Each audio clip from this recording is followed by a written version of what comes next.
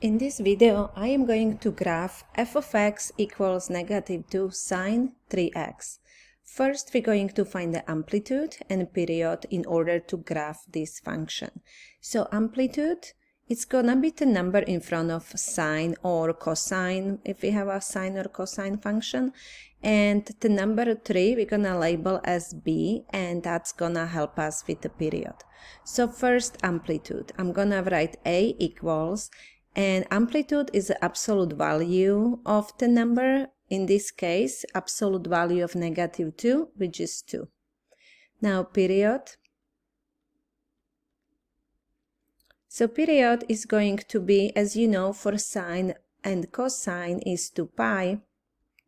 However, in this case, because we have a number 3, not number 1, but number 3 in front of the x, we're going to take the period divided by b, which is in this case 2 pi divided by 3.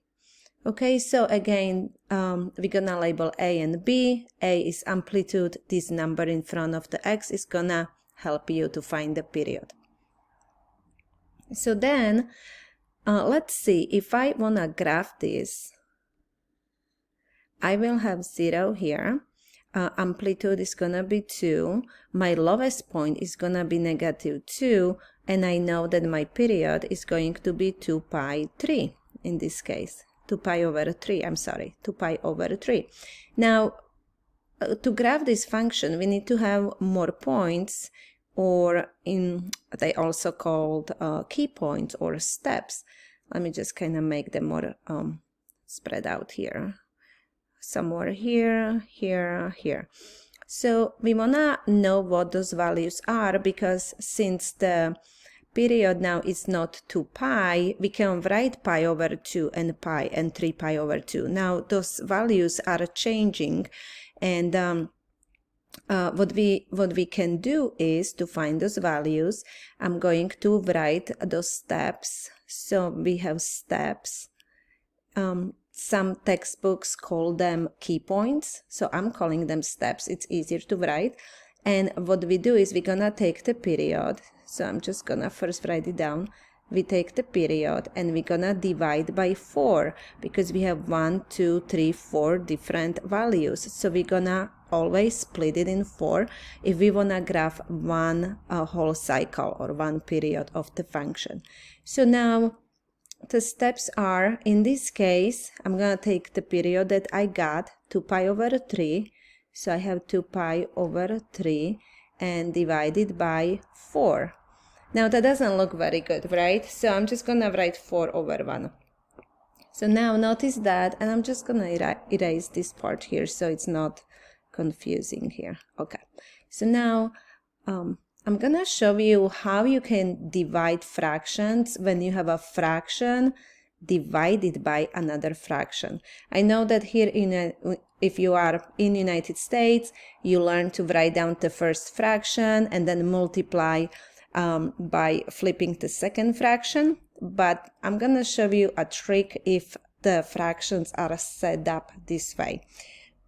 I actually learned it in Slovakia when I went to school. I believe that was like 4th or 5th grade. And I thought this is the only way that people do fractions. I didn't know there was any other way. So here is what you do. You take the outside number times outside number, which in this case it's 2 pi times 1, which is 2 pi. And inside times inside, which is 3 times 4 is 12. That's it. That's how you divide fractions in Slovakia, believe it or not. Okay, so now we're gonna simplify 2 and 12, and our answer is pi over 6. Okay, so now we have those values here. The x1, the very first point where we start, is gonna be 0 because it's a sine function. So we're gonna start at x1 equals 0. Then we have x2 equals, we're gonna add to 0 pi over 6. Now each time we're gonna add this number. So we have 0 plus pi over 6, which is pi over 6. Alright, So we're adding pi over 6.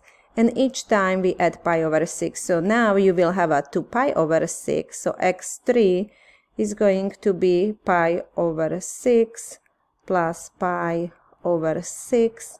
That's 2 pi over 6, which is pi over 3. So this is going to be pi over 3. And x4 is going to be, I'm going to take 2 pi over 6 instead of pi over 3 because it's easier to add fractions, right? Since we have a common denominator. So now we have a 3 pi over 6, which is pi over 2. So this is going to be pi over 2. And now x5 is going to be, I'm going to take 3 pi over 6. Just keep it with the denominator 6 plus pi over 6, and that is 4 pi over 6, which equals, if we simplify, 2 pi over 3, and that is exactly what we have. Okay, so now we have to graph. And since this is a sine function, I'm gonna start at 0.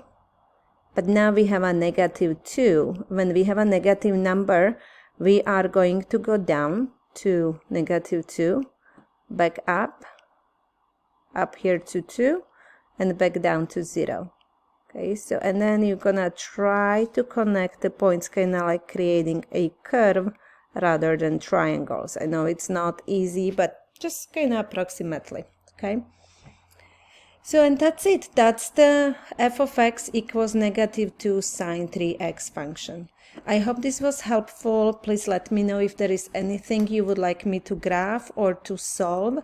And thank you for watching.